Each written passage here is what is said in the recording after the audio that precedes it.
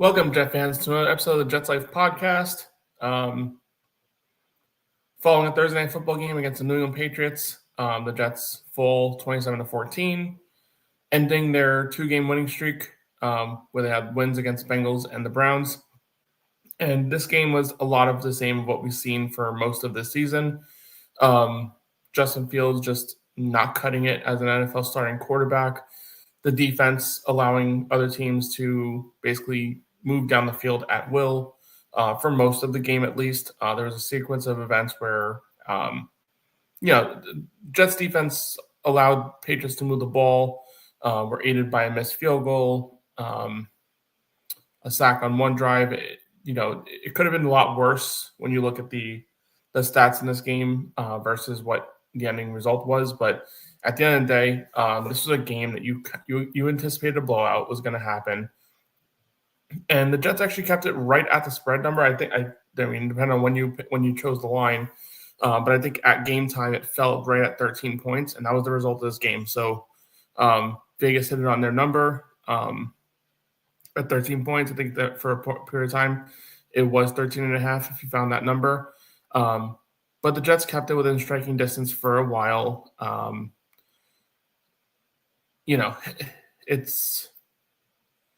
It's unfortunate, the Jets situation right now. Aaron Glenn can only do so much. You can see that these guys are playing for him. They're fighting. They want to be in these games. They want to win these games. As bad as the situation might be, you can tell he hasn't lost the locker room, which is a big plus. But the overlying issue at this point in time, and let's get right into the noise here, the overlying issue is that they have a quarterback playing football that just simply is doing things that you should not be doing in the NFL if you are an NFL starting quarterback. Justin Fields, 15 for 26 in this game for 116 yards and a touchdown. This is absolutely this isn't acceptable football for an NFL quarterback. 116 yards in an NFL game is unacceptable. And the fact that he's done this particular stat line, actually even worse, 4 times this season, he has thrown for 60 passing yards or fewer. Sorry, adjusting the screen. 60 passing yards or fewer. That's just an anomaly in itself. To have 4 games in 9 starts that he's had of 60 or fewer passing yards. This 116-yard game that we just saw last night is actually, one of his better games when you look at a yardage standpoint. But he was just off. He was terrible, missing open guys. And 100% wasn't his fault the entire time either. Adonai Mitchell with 3 drops in this game, one on a deep stop and go route that he had Gonzalez beat on that play. A really good corner in Gonzalez at that. So there's some positives there as far as him being able to get open, but you got to finish the play, bring in that catch. There was another pass to Adonai Mitchell on the left sideline, 9-yard, looked like a hitch route type of thing, where he just, completely misfired on that play. Adonai Mitchell wasn't going to be able to make a play on that. And then there was a wheel route up the right sideline that Adonai Mitchell was open for. And you lead the player, you're probably talking about a touchdown there when you look at the play over and over again. With Adonai's speed, you would think he'd be able to kind of go the distance.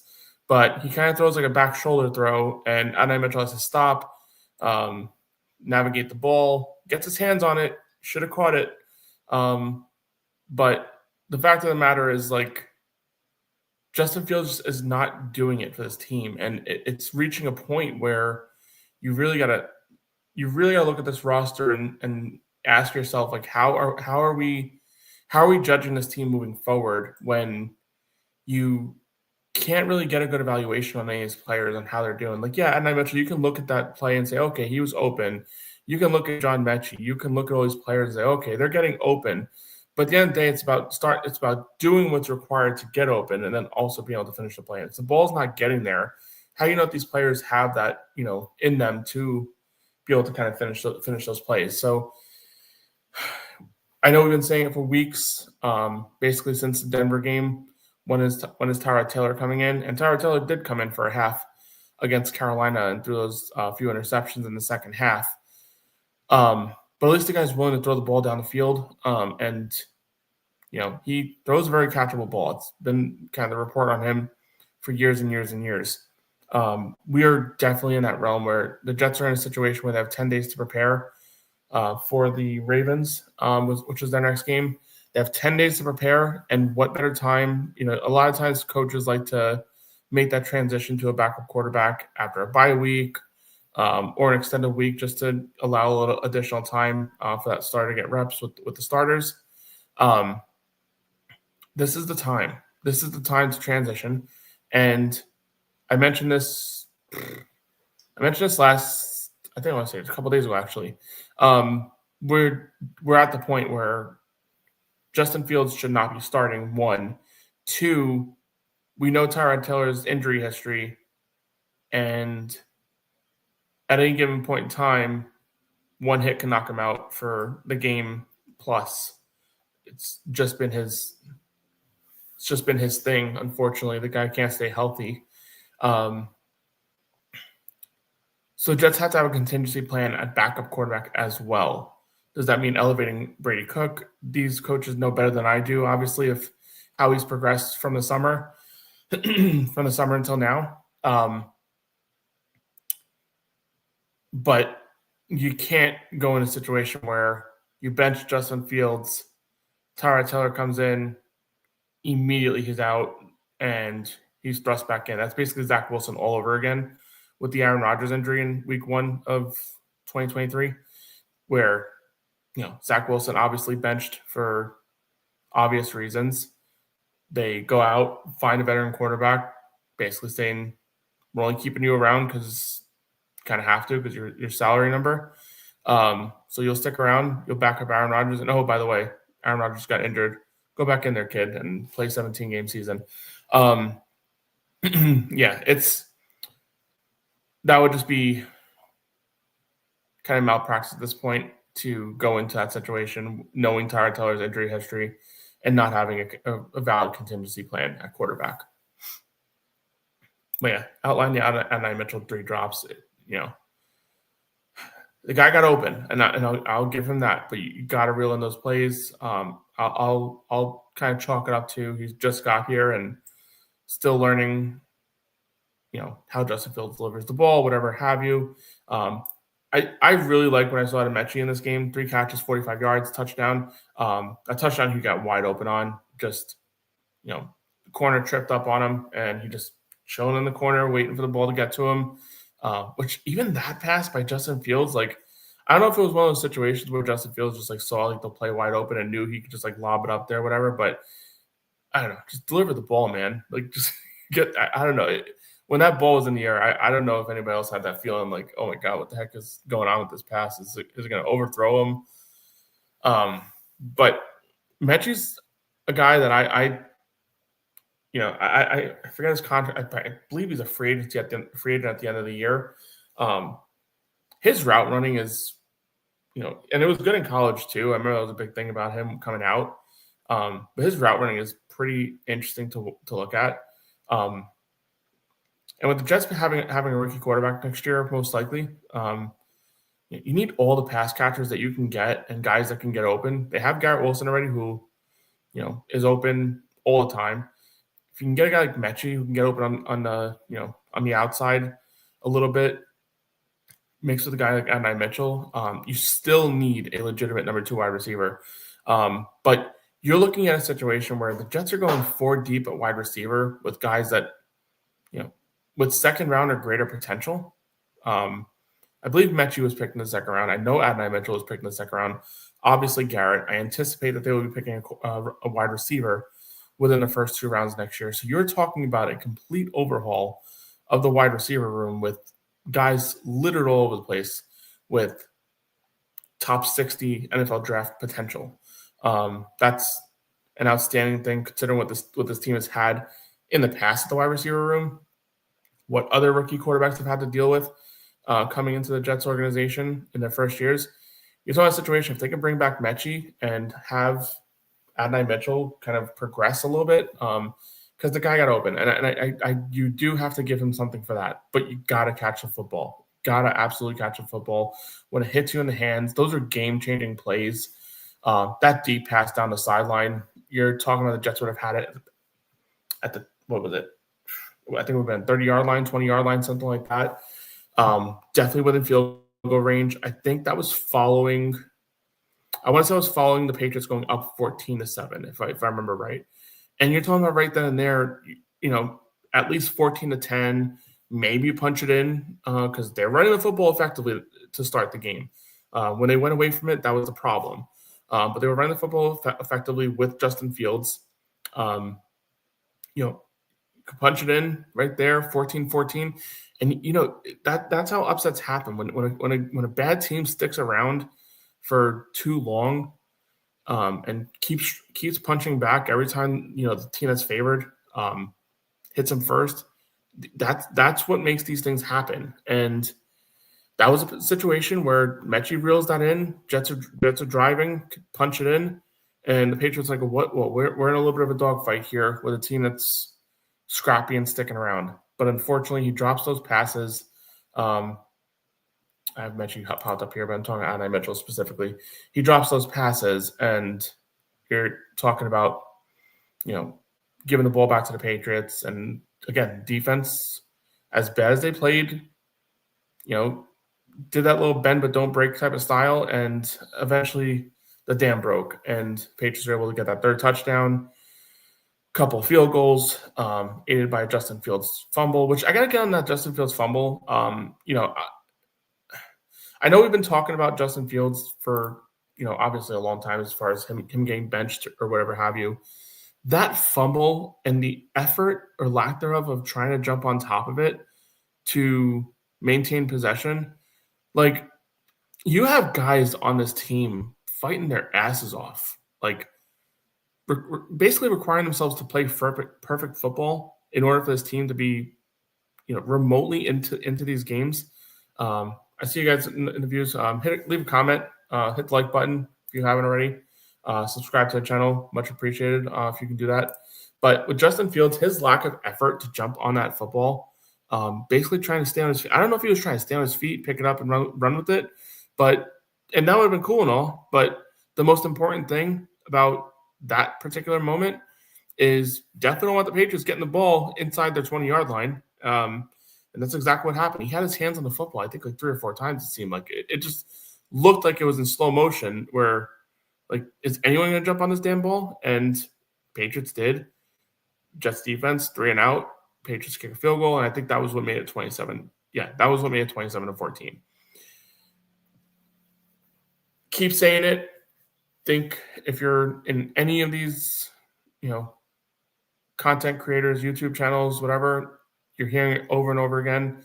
And it's not just the fact of getting tired of Justin Fields. It is a fact of you see it week in and week out. I don't know what needs to happen for this thing to change. And we're going to get another 2 weeks, another week and a half at least, of who's the quarterback. I don't know. I'm not going to tell you. Like, it's going to be that whole thing all over again. And the weird thing about this game, like, I don't.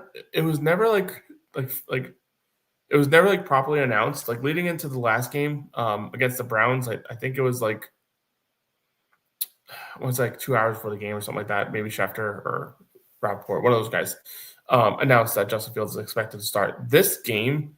Like, there was no drop on social media of, oh yeah, Justin Fields expected to start, blah blah blah. The only thing you really saw is like SNY put a couple of like, videos out there of, Justin Fields throwing a football on the field, being out with the team, which normally indicates that he's going to be the starter. But again, no official announcement was made by anyone in the media as far as leading up to the game that, oh, Justin Fields is going to be starting. It was always known. I mean, everyone knew it was going to happen, especially 2-game winning streak. Definitely, hard to kind of pull the trigger at that point, even though, you could have made an argument that, they should have lost the week before if it wasn't for 2 kickoff returns, or a punt return and a kickoff return touchdown. No one would have, batted an eye about Justin Fields not starting this game if that were the case. But now there's no excuse. 5 games this year with 120 yards of passing or less. 5 games this year with fewer than 16 or fewer completions. just not going to cut it in today's NFL. Not when you're going up against a guy like Drake May, not when you're going up against a guy like Josh Allen, Lamar Jackson next week, even Tua in a few weeks. I mean, say what you want about Tua, but when Dolphins have their game plan rolling, they can put up points, and Justin Fields is not going to be able to keep up with that. So I mean, kind of talking myself through here with this whole Justin Fields thing. It's tiring at this point. How the Jets have found a way to go from Zach Wilson to Justin Fields in a span of 3 years, 2 years even, actually, you got to consider Zach was starting in 2023. To go from that Zach Wilson to Justin Fields and to actually be able to tell yourself that we may have gotten worse, it's just absolutely like ridiculous. They say you got to hit rock bottom, in order to turn it around. And I thought we hit rock bottom with Zach Wilson. And damn, was I wrong. I'm not going to sit here and say Zach Wilson was anything, but Justin Fields at least has the wheels to make something happen there. I don't know, man. It's so ridiculous that we're comparing Zach Wilson to Justin Fields. Is literally something out there right now. It's ridiculous. Transition over to defense. I know in the offense, I mean, Breece Hall, 58 yards rushing, had a couple of catches. I'd like to see them get him more involved in the pass game. 2 catches for 6 yards.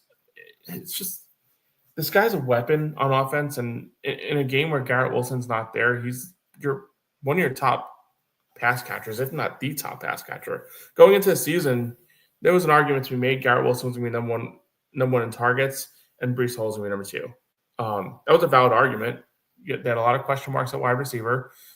Mason Taylor was probably that guy that I said maybe he can be that guy that challenges for the number 2 in targets. But Breece Hall getting 2 targets and 2 catches this game is absolutely ridiculous. I know you're trying to work these things through. You're trying to get, Mitchell involved, Mechie involved, figure out what these guys have. But we know what Breece Hall can do. We saw what he did last week, 42-yard completion on a screen pass for a touchdown. We know what he's capable of. He can flip the game in one play. But the Jets just didn't do enough to get him involved in the pass game. And obviously you can tell by his stat line, those 2 catches for 6 yards, it's got to be more. It's got to be more involved. And I know you don't want to burn him out completely, but he only had 14 carries as well. Actually, 14 or 15. Whatever it was. It was just not enough. This guy should be getting 20, 25 touches a game. Should be your target for a guy like Breece Hall, especially Garrett Wilson out. Like, who else is gonna get it? 14 carries, 58 yards. So yeah, he has 16 touches this game for 64 yards. 58 yards rushing on a team that doesn't even allow many 50-yard rushers. And the Jets somehow found a way to get 2 of them this game. But yeah, it's Breece Hall's got to get more involved in the pass game. The tight ends actually had a pretty solid game, which is kind of expected for a guy like Justin Fields. We saw what Cole Kmet did for years with Justin Fields throwing in the football. Mason Taylor, 4 catches, 30 yards. Jeremy Ruckert, 4 catches, 23 yards. Ruckert had a critical drop as well on a 4th and 2. I believe at that point the score was – I think that was when it was 27-20. I want to say it was 27-14. Jets trying to go in and score, making a 1-score game. And they were I think that would have put them in the red zone, or they were like right at the edge of the red zone, something like that. So, bad drop there on 4th down, and it was a broken up pass too. Not like you just wide open in my hands, I drop it. It was a nice breakup by the Patriots defender. I forget who was in coverage on that play.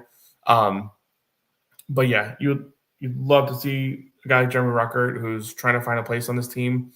Free agent this year. Is this a guy that Jets might want to bring back as a tight end 3 option?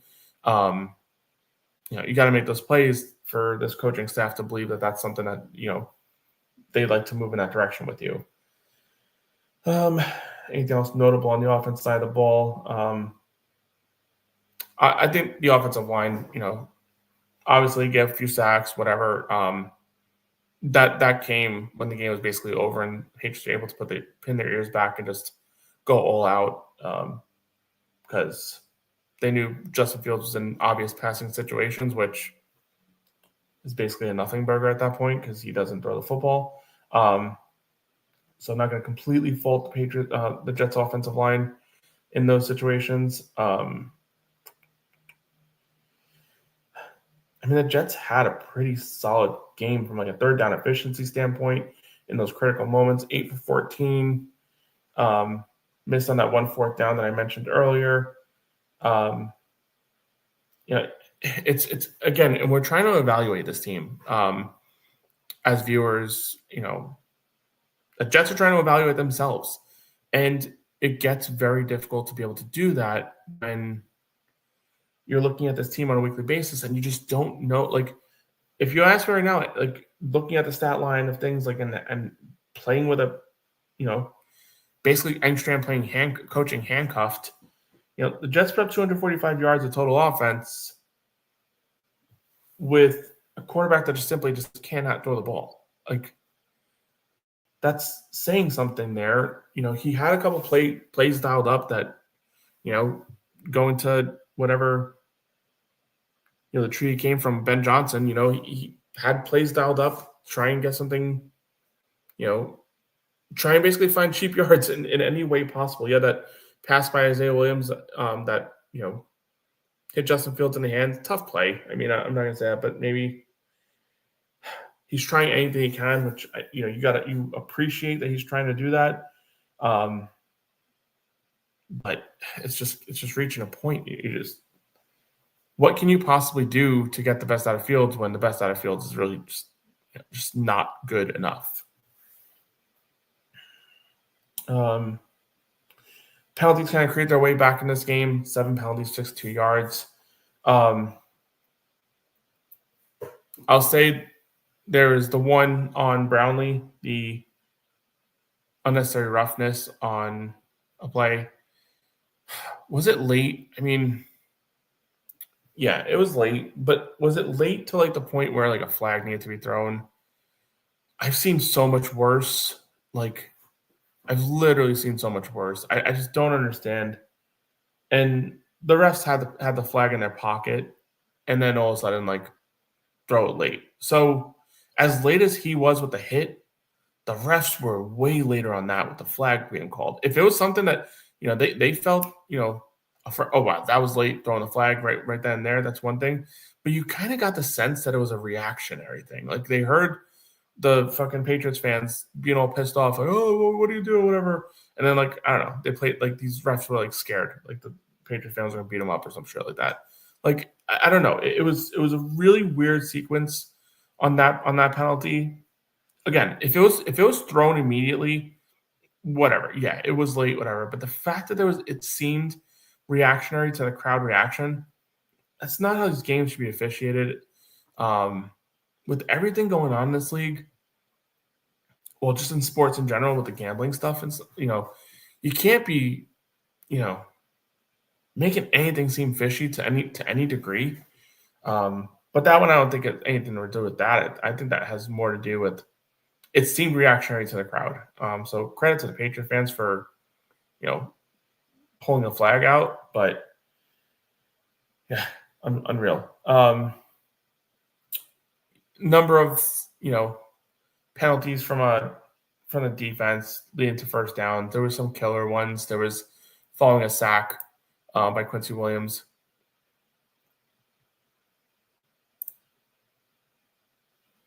Fields is lucky that OSU Academia doesn't have a pass-fail system. Man, I have no idea what the heck is going on with this team and how we have reached this point where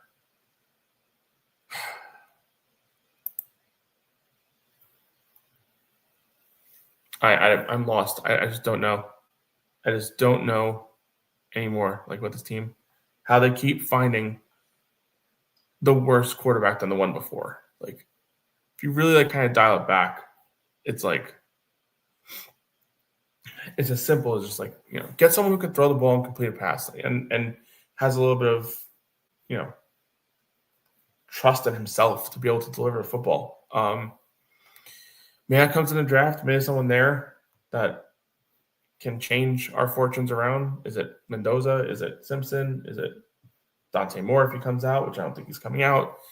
But, man, I don't know how much longer Jet fans can really just have the patience to deal with Justin Fields going. I'm literally done talking about Justin Fields at this point. Obviously, if anyone has a comment, want to leave, have any questions, happy to answer them. But, man, I'm getting stressed out talking about this guy. Let's go over the defense. Brownlee came in, put together some physical play a few weeks after the trade was made. Last couple of weeks has not been great for Brownlee. A lot of penalties, which was an issue coming over. I remember, after we made the trade, there was a lot of Titan fans that were not happy that the team made the trade because, I think it was like a 5th or 6th round pick. Put some decent film out there. Definitely a contributor that you can have out there. Obviously, low cost, being a later round pick. No reason to assume that he wasn't going to be on the team for at least a couple more years. The fact that he was traded over to the Jets for basically nothing, obviously got a lot of those fans, a little bit confused and angry a little bit with what was going on. But a big thing about Brownlee was after it was traded, you kind of read those posts, those comments, hear what other people had to say about it. He was a guy that had an issue with being a little handsy in coverage and resulted in some penalties being drawn. So that issue has seemed to found its way here in the green and white. And Jets kind of have to live with that. That's the kind of player he is. Got to try and coach it out of him. Obviously, the Jets have done a good job the last few weeks in the penalty department, but this one was one that, they kind of worked their way back in. 7 penalties for 62 yards. You'd like for a team to stick around 5 penalties tops. Once you get to 5 or more penalties, you're just giving away free yardage. You're basically giving away a player. 7 penalties, 62 yards. You're giving way too much free yardage in these games, especially in a game that you're heavily underdog in. Just can't have that, especially in some situations where the Jets had the Patriots stopped and weren't able to put the finishing touches. Like and subscribe. Dane, you got it. Hit that subscribe button, people. If you don't want to subscribe, I don't know what you're doing, but at least hit the like button. The Jets found a way to set some history through the first 10 games of the season. 10 games without an interception. I believe that ties actually the Raiders' record for most games to start a season without an interception. At 10 games, Jets with 1 turnover through 10 games is actually far and away a record. I think there was 4 teams, I believe it was, that have had 5 turnovers through 10 games. And that is the least, which I thought was kind of a higher number than I expected through 10 games, but whatever. 5 turnovers through 10 games was the record. Jets now have 1 turnover through 10 games, a new record. And the Jets had a chance to end that interceptionless drought, but Tony Adams had an outstanding breakup on a deep pass. Stiggers had his hand on it, and Tony Adams playing some good defense, breaking the pass up from his own teammate. And luckily that worked out a little bit better in the Jets' favor because that was on the last drive before the end of the first half, if I'm remembering everything correctly.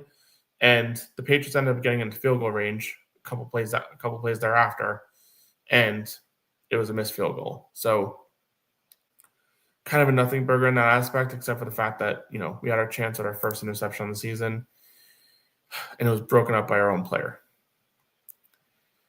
And, I think when you look at this game, obviously Drake May was outstanding. He's been outstanding all season.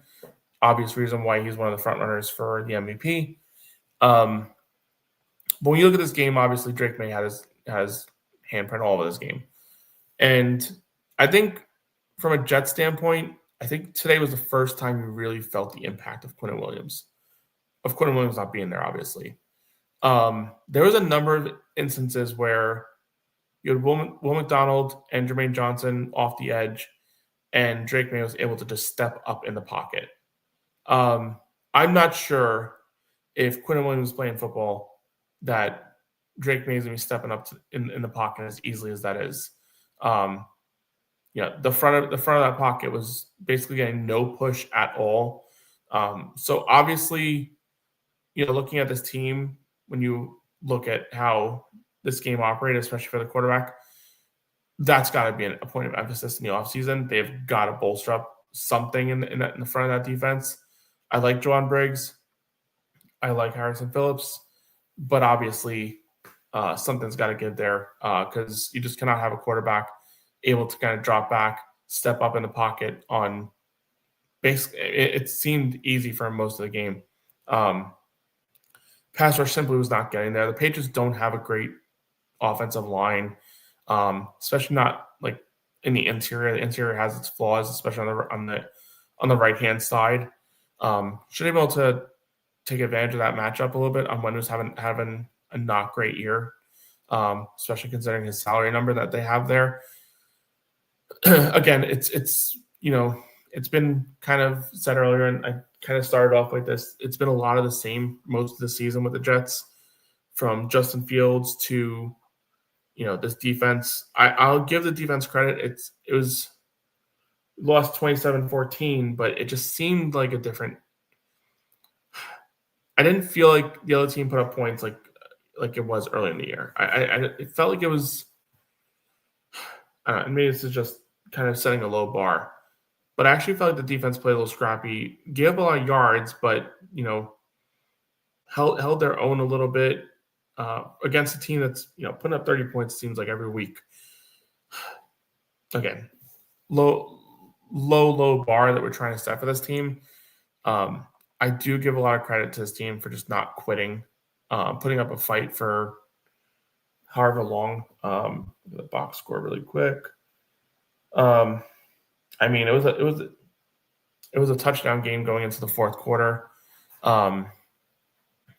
There were opportunities, obviously, to get this game, and again, you're playing handcuffed. There's nothing you can do when your starting quarterback is just simply unable to throw the football. It's the only thing that they can do, stick to the run a little bit more, would be ideal, but apparently Aaron Glenn doesn't want to put Fields in harm's way. He'd rather have Fields leave the stadium with pickaxes and it's ridiculous. All right. Moving along here, touch on the stars of the game, hit on the dunce of the game, which obviously, based on if you've heard me talk for more than 2 minutes, you understand the direction that's going in. Star of the game. It's really difficult because this is a tough one. Nobody really stood out in this game. Wow. Yeah, this is a tough one. If you have any suggestions, leave a comment. The only player I could really think of as far as giving this accolade to is Mechie because of his touchdown. But, I mean, the stat line is 3 catches, 45 yards, a touchdown. Tough to give it to a guy like that, but I'll give it to him. The biggest thing moving forward, and I mean, obviously the offensive line played pretty decent. I'll give it there too. But just going outside the box here from a skills player standpoint, the biggest thing moving forward for this team is there's 2 things. One, offensive line. Number 1, you got 3 young players there. Got to evaluate them, and to the best of your ability, determine who sticks and who goes between Myers, Simpson, do you bring back ABT, whatever have you. That's number 1 most important thing for the rest of the season. For the next 7 games, you just want to make sure that this offensive line is progressing because So many times the Jets drafted a quarterback and the offensive line sucks. The wide receivers suck. Tight ends suck. The running backs suck. Everyone sucks. And what happens to the quarterback? He ends up sucking. So this time around, you'd like to make sure that this quarterback has at least stability in one of those areas, if not multiple. Number two, touched on it as well. Number two, the most important thing is making sure you have the skill players there. This one is a little bit harder to dissect because of the issues that we've had with Fields. For this one, it's just you've got to see what you have in Mechie. You got to see what you have in Adonai Mitchell. We know what we have in Garrett Wilson. Got to keep moving along with Mason Taylor. He seems like a guy that's, he's very young too. He's like 21, 20 years old, something like that. Whatever he is, he's really young. So, you have him for a long time. And he's making plays. Another 4 catches this game. I got to see where he's at in the season. But the key is you want to see that these players are continuing to progress down the stretch. Yeah, Mason Taylor's at 34 receptions for 276 yards, has the 1 touchdown on the season, which was the one against the Bengals.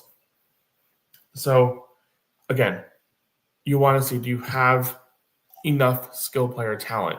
Breece Hall, understanding the free agent at the end of the year, but cannot put yourself in a situation where you're taking pieces off the offense. The whole reason you trade away critical pieces on the defense is so your rookie quarterback comes in with a lot of ammunition around him.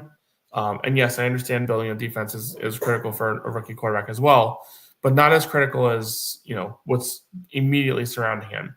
Because if you can put pieces around him and those pieces can kind of grow with him, you're still a team that could have an outstanding offense within a 3-year window of time if the quarterback is the right guy.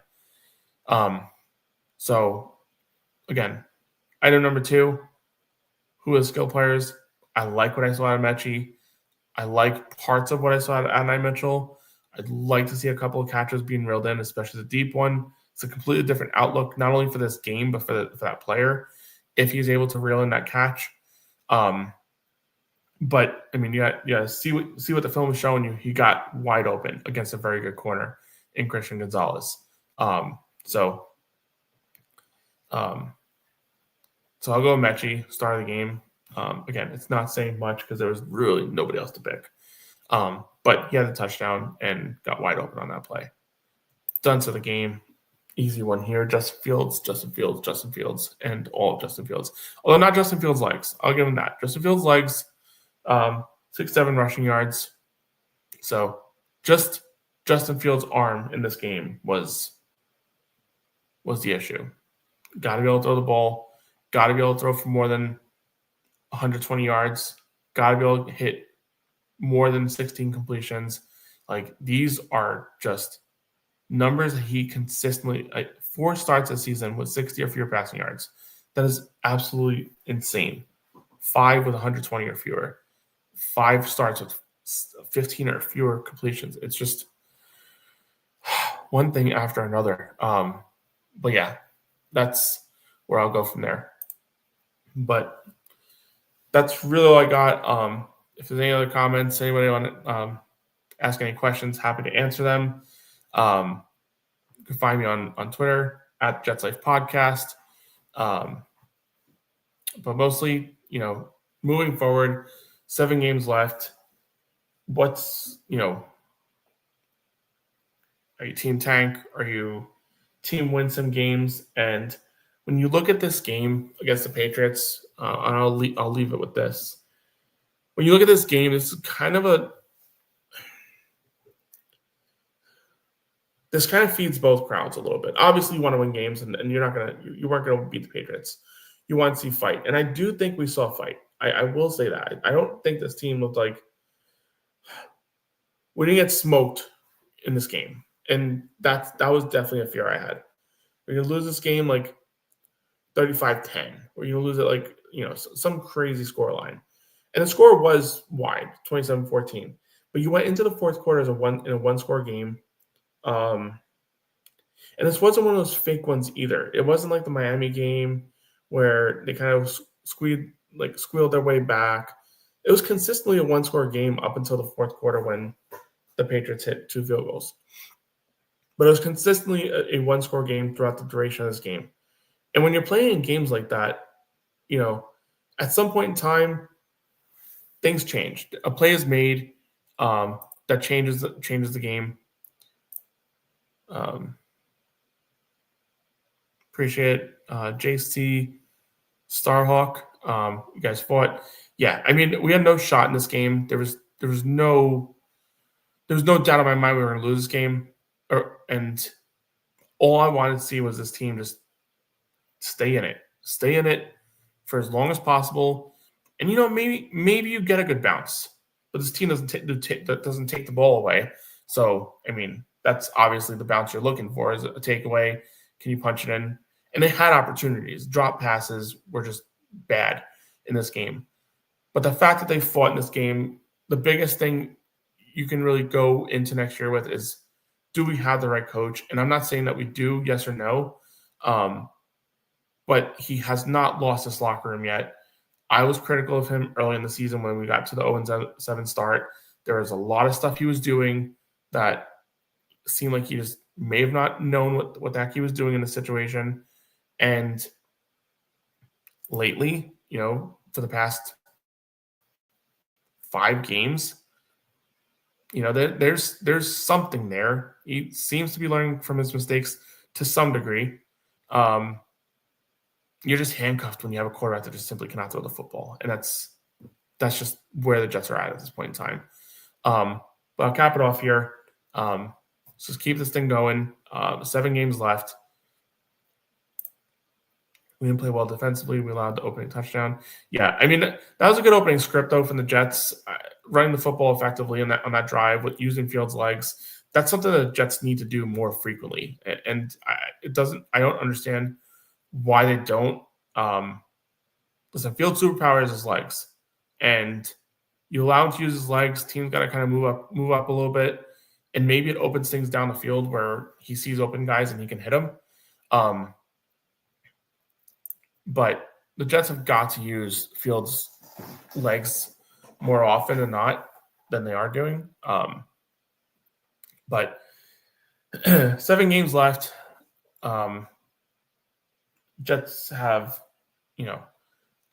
games versus the Bills, game versus the Patriots, game versus the Ravens, sprinkled in with a couple of Florida games, Jacksonville, Miami, New Orleans, and I'm missing a game somewhere. But when you look at the rest of the season, Jets had a couple wins, one against the Bengals, one against the Browns. Bengals, we all know what that defense is. It's awful.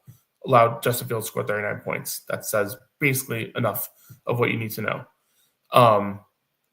The Browns, Dylan Gabriel might be one of the worst quarterbacks in the league behind Justin Fields. The Jets need to – it seems like going through the season, for the Jets to win, they have to either go against an historically bad unit to some degree that they can take advantage of, or just a terrible offense to some degree. I don't see many more wins. Maybe the Saints, although we still got to see what Tyler Shuck is the rest of the way, because he had a pretty solid performance last week.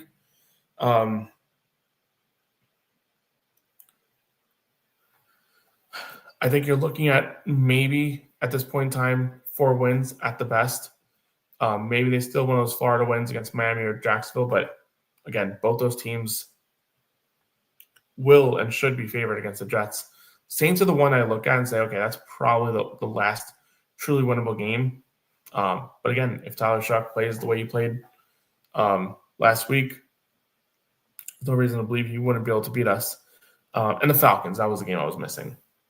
Again, another team that outstanding running game, pretty decent defense. They will have an idea of how to keep Justin Fields under wraps, you would like to think. But any given Sunday, and we're looking at a team that's probably heading towards a 4-win season at best. Probably picking in the top 5 with that record. and we'll see how it goes from here. Quarterback will be a major need in the offseason. And if you're a Jet fan, enjoy your Saturday football because you're probably scouting who will be the next quarterback for the Jets. If the Jets aren't in a situation to draft a quarterback, it's going to be a major mystery. I am very, very, very intrigued to find out if they find themselves kind of in the lower half of the top 10 and there's not a quarterback there. What do you do? What do you do at the quarterback position? Hit a couple comments and I'll head out for this one. At least I saw D trying to rip the ball off Henderson multiple times. First, I've seen that. Too bad Ramondre was. Yeah, if Ramondre was in there, we probably recovered a turnover. Dante Moore tonight. Okay, I didn't know that. I will definitely be tuning in. Although I don't know, Dean, I don't even know if Dante Moore is coming out. From everything you're hearing, there seems to be a lot of momentum towards him just returning to school. I'm not sure why. If he kills in the college football playoff, you would like to think he'd probably come out. But still intrigued by Dante Moore, and I will watch that game. I don't know if Glenn is your guy. I don't know either, and that's the thing. I just don't know. I saw a lot of bad in the first half of the season, but I've seen him rebound with some good. I don't know. Could be. We'll see. I can't really judge him until I see that he has a quarterback. And I mean, I know it's obviously, why they're in this situation because they brought in Justin Fields, specifically Aaron Glenn did. But it's hard to judge this team right now when, like you said yourself, the team fought. I'm pretty sure, if the Jets have even mediocre quarterback play in this game, I'm not going to say we win, but we're right there with you guys. I mean, we were right there with you guys with Justin Fields playing. So I don't know. He's not one and done. I'll admit that. That had momentum early in the year. I didn't really ever see it. But if they went 0-17, obviously a lot of stuff is on the table. But I also don't know if he's not the guy. I think he's definitely learning on the job. I think he's learned a few things and he's put those things to action. I'm not pulling my hair out of my head anymore sometimes like I was early in the year because he was doing things that obviously screamed a rookie head coach. And he was that.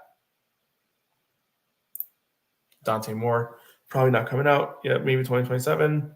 I don't know if I have the friggin' patience for that, man. I just don't know. My question is, who's playing quarterback if we're waiting until 2027? That's my biggest concern. If we're waiting until 2027 and you're telling me Justin Fields is going for another year, that's I don't know. Anyway, I appreciate everyone for listening. Anyone who joined, a lot of fun here. Wish it was more fun. Wish we were talking about a Jets win on this wonderful Friday afternoon, but it's another Jets loss. And yeah, noon beers. It's noon now for us here in Florida, so that's definitely the plan. But if you haven't already, hit the like button, subscribe to my channel. Dane is in the chat. He has an outstanding show. He'll be on, I believe, tonight. Dane, you can correct me if I'm wrong on that one, but usually run on Friday, so I assume you're going today too. Dane does an outstanding job. Hit the like button on his channel too. Subscribe to his channel. Tune into him. He's awesome. I've been on a show multiple times, and every single time, him and I have a good time with Murph as well. So yeah, if you haven't already, like my channel, like everyone's channel, subscribe, and most importantly, let's go Jets.